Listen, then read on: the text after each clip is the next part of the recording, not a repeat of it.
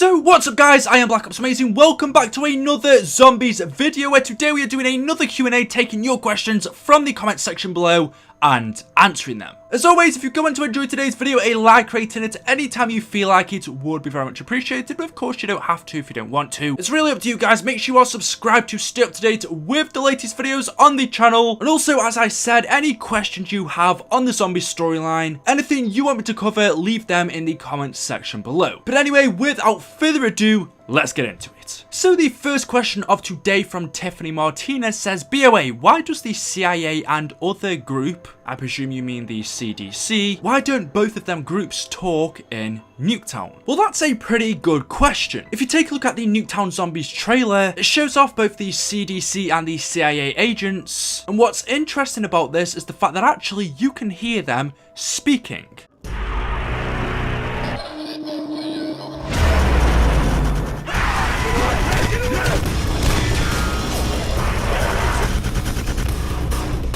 They are kind of mumbling to themselves. So we can kind of hear them talk in the trailer, but then when it comes to the game, they are silent, they don't talk at all. But furthermore, the 4 operatives were also seen with different voices, as if actually in-game they were supposed to speak, but for some reason it was cut out of the game. So what's interesting is that maybe originally, the CDC especially, Treyarch in the first place might have actually intended for them to speak. What they would have said, I don't know, but there are some clues in the fact that we can hear them kind of talk in the trailer, makes us think that this was cut from the game. Now whether that's true or not, we don't know, and the fact that they can or can't talk doesn't really have an effect on the storyline, as both of these groups, CIA and CDC, were sent here to investigate what was going on. They don't have a significant impact on the story, so them speaking wouldn't really matter. But yeah, I just thought I'd point that one out. The next question from Damien Panteon, second channel.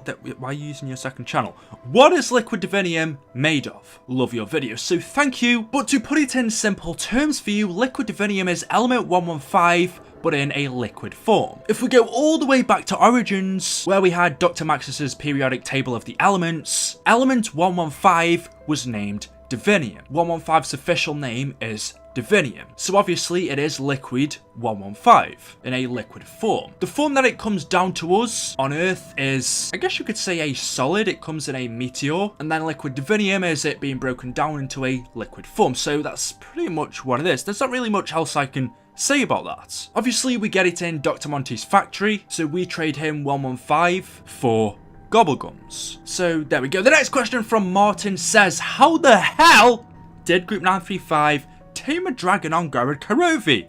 Love your vids. So this one got 43 likes, which actually surprised me. I thought this was a pretty well-known thing in the storyline. So I have done a full story of the dragons video. If you want to check it out, I will link it down in the description. If you're really confused or don't know anything about them, like I said, definitely check it out. But as we know, the dragons were created by Division 9 on the island of Zetsubono-shima. They were bred there, they were hatched, and then given to Group 935. So these dragons were originally created by Division 9 for Group 935 to use on the Eastern Front in Stalingrad. But your question is, how did Group 935 tame a dragon? Well, simply we can see on their necks they have a control collar. Using the network circuit in Gorod Karovi and the control collar on the dragon's necks, we are able to control them, tame them, and basically get them to do whatever we want. And as we can see, even in Gorod, we fly on their backs. So that's how they are tamed. But not only were the dragons hatched in Zetsubono-shima, we can see in Gorod Karovi we have eggs. Group 935 and Division 9 collaborated together to do research on the resurrection of these ancient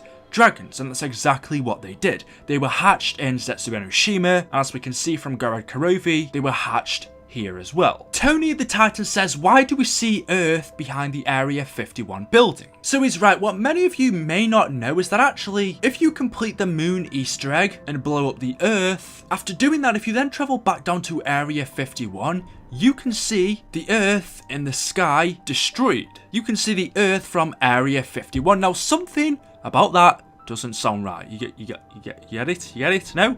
Area 51 is supposed to be on Earth, Why is Earth in the sky? Why can we see it when we're on Earth? What's going on here? So this, I'm pretty sure, is just a glitch. I'm 99% sure, unless this was intended. But the skybox that they use for Moon, the sky, is the same skybox that they use for Area 51. So it's a glitch. I'm guessing what Treyarch really should have done is just made a whole new sky, or just transferred the Darius sky or a different sky over to Area 51. But they didn't. And so for that reason, we can see the Earth blown up from Area 51. I believe it is a glitch. It doesn't mean that Area 51 is not set on Earth. In fact, is it?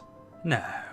No, but seriously, to answer your question, I'm pretty sure it's just a glitch, unless it was something intended by Treyarch, and come to think about it, it's actually a pretty big thing. This also happened in the original Moon, not only the remastered version, so wouldn't Treyarch have known about this glitch, and wouldn't they have wanted to fix it when remastering this map for Chronicles? It's pretty hard for me to think that they didn't know about this glitch. They must have. So either they left it in just to try and trick people, that could be one possibility. They left it in because you can't change it. Obviously, Moon and Area 51 are one map, and because of that, obviously you can only have one sky to share between the two. That more than likely is the reason why we see this. Or they just really forgot about it or didn't know. Or possibly there is a story behind it. Jesus Plays _2 says, who's flying the planes in Origins? Now you could also ask this question for other maps as well. We see in Garad Karovi the same thing is happening, so who exactly is flying these planes in Origins and Garad Karovi? Well, obviously Origins is taking place during World War I, 1918. There's a war going on at this time, at this site in France, and so that is the reason why we see planes flying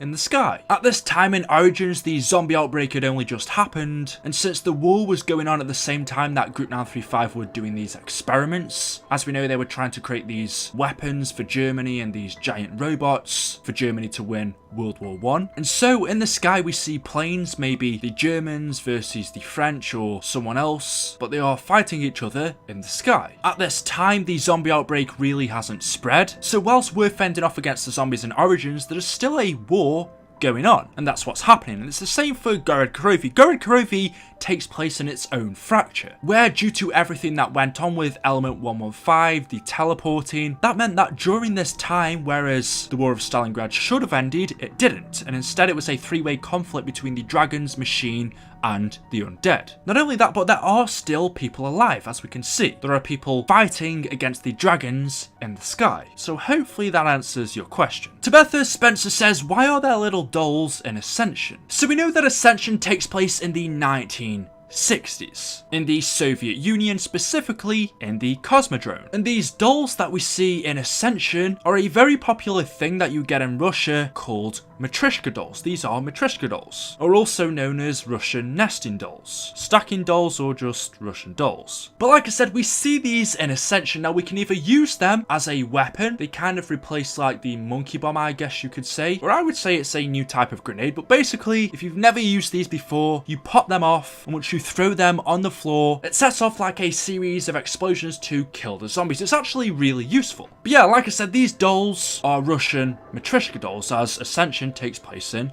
Russia. It's a set of wooden dolls of decreasing size that you place inside one another. You start big on the outside and then go smaller and smaller on the inside. What's cool is actually in Ascension we can also see Matryoshka dolls, but as our zombies characters. You can see Richtofen, Takio, Dempsey and Nikolai as Matryoshka dolls, just cool little Easter eggs in the game. And you can actually interact with them, and each one of these characters in a high-pitched voice will say a quote appropriate to their character, so definitely check that out. It's a cool Easter egg. But yeah, that's what those dolls are. Yaniel Masri, sorry dude if I pronounced your name incorrectly, but this person says, why do unlimited zombies come in Area 51? Well, I believe the reason behind this is the fact that on June the 14th of 1937, the United States government discovered deposits of Element 115 at Groom Lake, Nevada, which is pretty much Area 51. So that tells us that Area 51 contains a mass deposit of Element 115, and if the site contains Element 115, you could guess that means that it's going to keep infecting everyone here over and over again. So everyone who worked at the Nevada base around Area 51, Groom Lake, became infected by this mass source of Element 115 that was here, which explains why these zombies never stop. Anyway, there we go. That is it for today's video. Hopefully you have enjoyed. If you have, as always, a like rating would be very much appreciated, but if not, it doesn't matter. It's up to you guys. Make sure you are subscribed to stay up to date with the latest content on this channel. Thank you all so much for watching. Thank you all so much for the support. I really can't thank you guys enough. Everyone who subscribes, just clicks the notification button, even just watches the videos, really helps me out. Thank you. Leave any questions you have in the comment section below, and I will see you in the next video. Thank you, and goodbye.